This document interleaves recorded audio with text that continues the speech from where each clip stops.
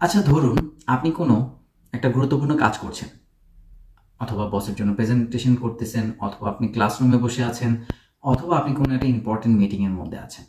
এমন সময় আপনার ওপাশ থেকে একটা ফোন আসলো, কোনো একজন আপনার আত্মীয় আপনাকে ফোন করলো। হেই, কেমন আছিস? অনেক দিন কোনো খোঁজ খবর নাই তোর। আমাদের কথা তো একদমই ভুলে গেছিস, আমাদের কথা তো একদমই মনে পড়ে না। এই ধাঁচের অনেক কথাবার্তা। এখন যে ফোন কলটার অপর প্রান্ত থেকে আসে, সে হয়তো বা এখন ফ্রি আছে, কিন্তু আপনার যে বর্তমান সিচুয়েশনটা, সে কিন্তু সেটাকে অবজার্ভ করা বা তার বোঝার মতো সামর্থ্য নেই। সে কিন্তু র্যান্ডম কথা শুরু করে দিল। এখন এই সিচুয়েশনে আপনি কি করলেন? আপনি হয়তো বা কোনো একটা এক্সকিউজ দেওয়ার চেষ্টা করলেন, অথবা আপনি ফোনটা টাইমলি পিক করলেন না, অথবা অল্প কথা বলে রেখে দিলেন। এর ইম্প্যাক্ট হিসেবে আপনার সেই রিলেটিভ বা বন্ধু সে ধরে নেবে যে আপনি তাকে ইগনোর করতেছেন। হ্যাঁ, ও আচ্ছা, ছেলে অনেক বড় হয়ে গেছে, এখন তো আর আমাদেরকে দরকার নেই। রাইট? এমনটা আমাদের সাথে প্রায়শই হয়। হ্যাঁ, আসলে কেন হচ্ছে? আমরা কি কনভারসেশন বা কমিউনিকেশনে আমরা কি খুব ভালো করি? আমরা কি কনভারসেশন করার সময় বা কারোর সাথে যোগাযোগ করার সময় আমরা কি বোঝার চেষ্টা করি যে সামনের মানুষটা কি সিচুয়েশনে থাকতে পারে?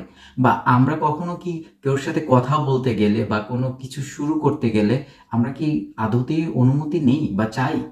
হ্যাঁ, আসলে এই যে একটা কনভারসেশনকে ফুলফিল করার জন্য যে কিছু রিকোয়ারমেন্ট আছে, সেগুলো সম্পর্কে কি আমাদের আদৌ ধারণা আছে?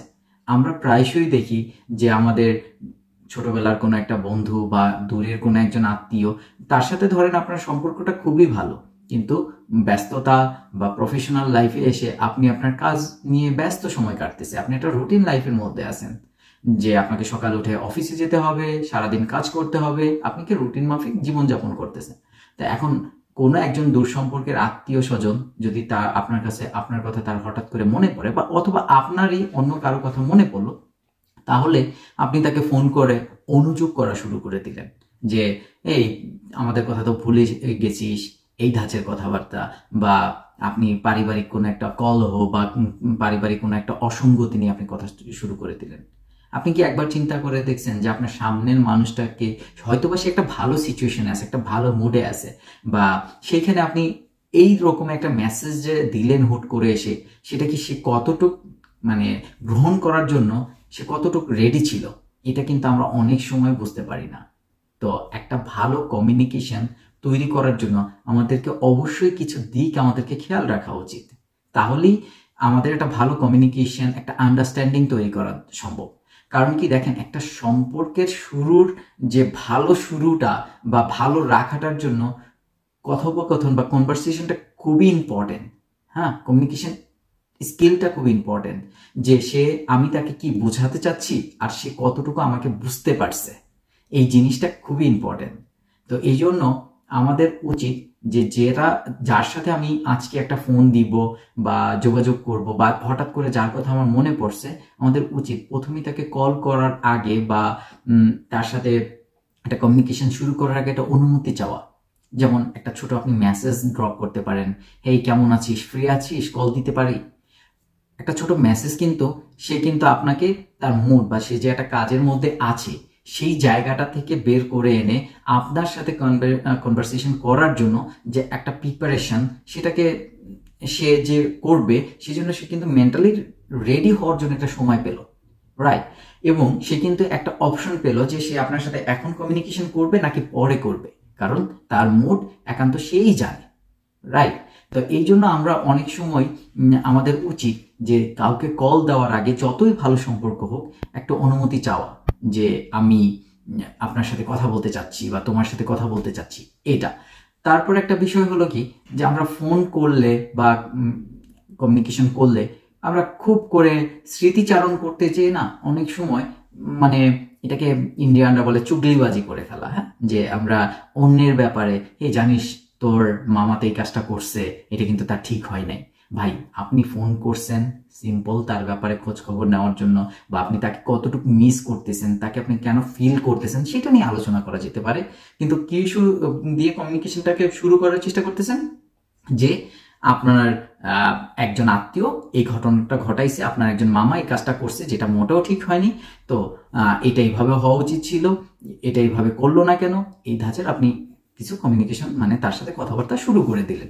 কিন্তু এন্ড অফ দ্য ডে বা এন্ড অফ দ্য কনভারসেশনে আপনি দেখবেন যে আপনি যেই কাজটা মানে যেই হ্যাপিনেসটা পাওয়ার জন্য আপনি তাকে স্মরণ করছেন বা আপনি তাকে কল করছেন, তাকে রিচ আউট করছেন, সেই জিনিসটা কিন্তু আপনার সেই হ্যাপিনেসটা মানে আপনাকে যে হ্যাপি করার কথা ছিল সেখানে প্রক্ষান্তরে আপনার নিজেরও মুডটা অফ হয়ে গেল এবং আপনি যার সাথে কথাবার্তা বললেন তারও মুডটা অফ করে দিলেন। কারণ কি আপনারা কোনো একটা নেগেটিভ বিষয় নিয়ে কথা বলছেন যেটার সাথে আপনি নিজেও স্বাচ্ছন্দ্য বোধ করেন নাই, হ্যাপি ছিলেন না, এবং আপনি যার সাথে কমিউনিকেট করলেন সেও হ্যাপি হইতে পারলো না। তো মানে আমরা খোঁজ নিতে যে বা একটু স্মরণ করতে যে আমরা এই কাজটা করে ফেলি। তো এই কাজটাকে একটু অ্যাভয়েড করে আমার মনে হয় কি যে যাকে আমি মনে করছি বা যাকে আমি মিস করতেছিলাম তার স্বাস্থ্যগত ব্যাপারগুলো, সে কেমন আছে, তার ক্রিয়েটিভিটি, তার মানে সফলতা, তার স্ট্রাগলটা কোন দিকে যাচ্ছে, সে কি কি অ্যাচিভ করছে, আমি কি কি অ্যাচিভ করছি, এগুলো নিয়ে সুন্দর করে কথা বলা যেতে পারে বা সম্ভাবনা নিয়ে কথা বলা যেতে পারে। দেন সে ভালো ফিল করবে যখন মানুষ তার স্ট্রাগল, তার ভালো ব্যাপারটা নিয়ে সে কথা বলবে, যে যখন তার সে স্যাটিসফাই হইতে পারবে তখন কিন্তু সে ভালো ফিল করবে, সে আপনার সাথে নেক্সট টাইম কমিউনিকেট করার জন্য সে আগ্রহী থাকবে। আর না হলে সে কিন্তু তার আগ্রহটা হারাবে, রাইট? তো এই জন্য আমাদের উচিত। তারপরে আমরা আর একটা জিনিস প্রায়শই করি যে দেখেন আমরা এক্সপেক্ট করি যে আমাদেরকে সবাই খোঁজ খবর নেক, এই জন্য আমরা অনেক সময় করে ফেলি কি যে খোঁজ খবর নেওয়া বা আমরা কারোর সাথে কেউ আমাকে মিস করুক বা আমাকে কেউ ফিল করুক, এটা আমরা অনেক সময় চাই। কিন্তু দেখেন আমরা যে প্রত্যাশাটা করতেছি সেই প্রত্যাশা অনুযায়ী আমরা ব্যক্তিগত জীবনে কাজ করি কিনা। যেমন ধরেন আপনি আপনার দূরের কোন একটা বন্ধুর কথা হঠাৎ করে মনে পড়লো, আপনি তাকে মিস করা শুরু করছেন। ভাই, মিস করতেছেন ভালো কথা, আপনি তাকে নিয়ে হাজার রকমের চিন্তা করা, যে আফসোস করা, সে আমার কথা ভুলে গেছে, সে আমার আগে তো কত ভালো ছিলাম, এখন হয়তো বা এই কাজটা সে খুব ভালো করে ফেলছে, এই জন্য তো আমার তার কাছে দাম নাই। ভাই, এত কিছু চিন্তা করার দরকার নাই। তো সুন্দর করে একটা মেসেজ ড্রপ করেন, এই কেমন আছিস, ভালো আছিস কিনা, অথবা কথা বলা যাবে কিনা, ফোন দেন, কথা বলেন। আপনি মিস করতেছেন তাকে, এর মানে না যে সে একই সময় তারও আপনাকে মিস করতে হবে। সে হয়তো বা অন্য কোনো কিছু নিয়ে ব্যস্ত আছে, আপনার ইমোশন আর তার ইমোশন এক হবে না, এটাই স্বাভাবিক। তো আপনি যদি কাউকে মিস করেন, আপনার উচিত যে সাথে সাথে আমরা তাকে রিচ করেন, তার সাথে কথা বলেন। আমরা অনেক সময় দেখি কি প্যারেন্টসদের কাছ থেকে কমপ্লেনটা প্রায় শুনি যে হ্যাঁ এখন আমার কথা ফোন দেও না কেন, একটা সকালে কল দিবা, বিকেল, অবশ্যই এটা দরকার, হ্যাঁ এই কলটা দেওয়া দরকার, বাবা মার যত্ন নেওয়া দরকার। কিন্তু বাবা মা যেহেতু একটু সিনিয়র সিটিজেন, তারা যেহেতু একটু তাদের হাতে যদি স্পেস থাকে, তারা এখন ছেলের কথা বা মেয়ের কথা মনে পড়ছে, তারা মিস করা শুরু করছে, তখন তাদের কিন্তু উচিত যে সাথে সাথে কল করে খোঁজ নেওয়া, কারণ তাদের সেই অ্যাক্সেসটা আছে। আবার সন্তানরা যখন তাদের প্যারেন্টসদেরকে মিস করবে, সাথে সাথে তাদের জন্য একটা স্টেপ নেওয়া, ফোন দেওয়া, করা, কমিউনিকেশন, যে তাদের যে এই যে স্মরণ করতেছেন, আপনি মিস করতেছেন, এটাকে ফেলে না রেখে যে পরে কল দিব, ওটা না করে সাথে সাথেই করার চেষ্টা করেন, যেহেতু সবকিছু খুবই অ্যাভেলেবেল হয়ে গেছে। তো বিষয়গুলোকে জমাই না রাখা, ঠিক আছে? আর একটা বিষয় হলো কি যে আমরা অনেক সময় হেজিটেশন করি যে আমি ওর সাথে যোগাযোগ করবো, ও তো মনে হয় যে আমাকে শত্রু ভাবে, বা ও তো মনে হচ্ছে যে আমাকে তো ভালো বন্ধু ভাবে না। ভাই, এত কিছু চিন্তা করার দরকার নেই, আপনার শত্রুই হোক না, দেন না একটা ফোন কল দিয়ে একটু জিজ্ঞেস করেন যে কেমন আছিস, ঠিক আছে? দেখবেন যে সম্পর্কটার মধ্যে যে গ্যাপটুকু ছিল বা একটা সমস্যা থাকলেও সেটা কিন্তু সমাধান করে ফেলা যাচ্ছে। হ্যাঁ, কিন্তু আমরা যখন ধরেই নিই যে ও আমার শত্রু বা ওর সাথে আমার কথা বলা সম্ভব না, দেন কিন্তু আসলেও সেটা থেকে আমরা কিন্তু আর বের হয়ে আসতে পারতেছি না। তো যে কোনো কিছু সমাধান মানে আসবে তখনই যখন কথা বলা যাবে। তো আপনি এই জন্য আপনাকে একটা বেটার কমিউনিকেশন স্কিল ডেভেলপ করতে হবে। হ্যাঁ, আমরা আরো কিছু কিছু কাজ করি, আমরা যে কোনো সময় কথাবার্তা বলার সময় ইমোশন অ্যাটাচ করার চেষ্টা করি, এটা খুব ভালো ব্যাপার। বাট একটা জিনিস মাথায় রাখতে হবে, প্রফেশনাল কনভারসেশনের সময় ইমোশনটাকে সাইডে রেখে কথা বলা উচিত। হ্যাঁ, কারণ কি দেখেন, আপনি যে ইমোশনটা নিয়ে তাকে যে আপন করে কথা বলার চেষ্টা করতেছেন অ্যাজ এ প্রফেশনে, সেই জায়গায় আপনাকে সে কিন্তু উইক ধরে নেবে, আপনাকে সে আপনার তখন দুর্বল ভাববে। এটা অনেক ক্ষেত্রেই হয়। হ্যাঁ, আপনার কিছুটা অনেস্টি, ইমোশন এটা থাকবে, কিন্তু তার চেয়ে বেশি অ্যাকুরেসিটা রাখা উচিত, যে আমি যেই কন্টেন্টটা বা যেই বিষয়টা নিয়ে কথা বলতে আসছি সেই টপিক্সটা ক্লিয়ার কাট ফার্স্ট কথাটা বলবো এবং তাকে বোঝানোর চেষ্টা করব, এবং দেন আমার যখন যে টার্গেটটা ছিল ফুলফিল হবে, দেন আমি অন্য একটা জিনিসে যাব।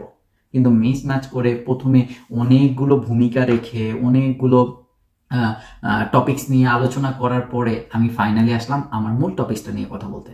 এখন আপনার একটা জিনিস মাথায় রাখতে হবে যে সবার মনোযোগ ধরে রাখার ক্যাপাসিটি একরকম না, এক একজন এক এক রকম, ঠিক আছে? কেউ হয়তো বা অল্পতে বিরক্ত হয়ে যায়, কেউ হয়তো বা খুব মনোযোগ দিয়ে শোনে, অনেকে জিনিসগুলোকে অতটা গুরুত্ব দেয় না।